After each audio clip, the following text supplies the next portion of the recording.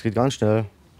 Dann ist ein Unfall passiert, oder? Dann fragt man sich auch, warum, wieso, weshalb. Und wenn es zu spät ist, kann man es nicht mehr ändern. Sicherheit auf dem Bau. Nicht nur für die Arbeiter, sondern auch für ihren Chef ein Thema. Diese Baufirma setzt auf Technologie, um Unfälle zu vermeiden. Der Bagger wird per 3D-Modell gesteuert. Zentimetergenau weiß der Maschinist, wo sich seine Schaufel befindet. Hightech auf dem Bau, was bringt das für die Sicherheit der Bauarbeiter? Die Sicherheit ist, dass wir eigentlich im Baugrubenbereich keinen Mann mehr benötigen. Der Maschinist kann seine Arbeit eigentlich selber tätigen, ohne dass er einen Mann Beihilfe im Graben braucht, der ihm die Höhe anzeigt. Lärm und Vibrationen verursachen bleibende Schäden. Um diese Gefahr zu mindern, wird der sogenannte Plattenvibrator heutzutage meist nicht mehr von Hand bedient, sondern an den Bagger angehängt. Das hat noch weitere Vorteile. Indem man jetzt einen Plattenvibrator am Arm vom Bagger anhängen kann, bewegt man sich nicht mehr im Gefahrenbereich zwischen der Böschungsfläche und der Wand. Trotz technischem Fortschritt, ein Leben auf dem Bau setzt der Gesundheit zu. Laut Angaben der Krankenversicherung Helsana sind Bauarbeiter über 45 häufiger krank als Beschäftigte anderer Branchen. Arbeitsmediziner Urs von Rotz behandelt viele Bauarbeiter. Er kennt deren häufigste Beschwerden.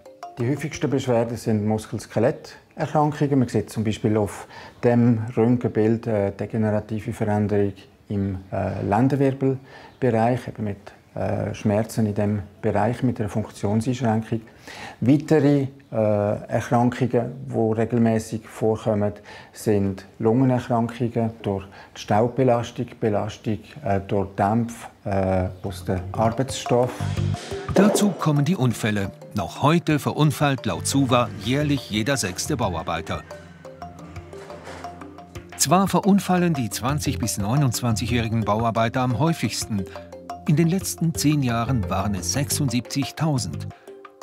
Doch je älter die Arbeiter sind, desto schwerer sind tendenziell die Folgen der Unfälle. Ein Indiz: die Zahl der Invalidenrenten nach Unfällen steigt mit zunehmendem Alter. An der Spitze stehen die 40- bis 49-Jährigen mit 834 Fällen. Und bei den 50- bis 59-Jährigen gab es im vergangenen Jahrzehnt 59 tödliche Unfälle, der Spitzenwert aller Alterskategorien. Der Baumeisterverband betont, dass die Unfallzahlen auf dem Bau in den letzten 10 Jahren gesunken seien. Man investiere in Prävention, Ausbildung und Arbeitskleidung, um die Arbeiter besser zu schützen. Was muss noch passieren in Zukunft, für dass Bauarbeiter auch gesünder in die Rente gehen können, schlussendlich?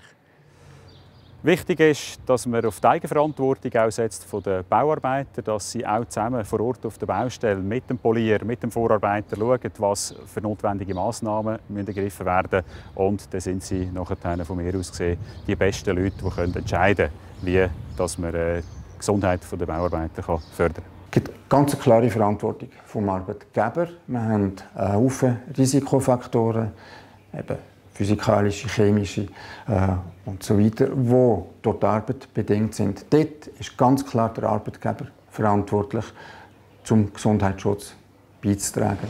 Auch deshalb verteilt der Bauführer auf dieser Baustelle gratis Sonnencreme.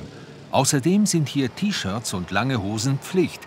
Sie mindern das Hautkrebsrisiko und schützen vor Splitter. Ihr müsst hier lange Hosen anlegen auf dieser Baustelle. Ist das nicht wahnsinnig heiß? Zurzeit geht es noch. Wenn es über 25 Grad wird, ist es schon unangenehm teilweise. Schon viel warm, weil ich muss mit der Hose jeden Tag. Ist unangenehm, heiß. Ja, viel.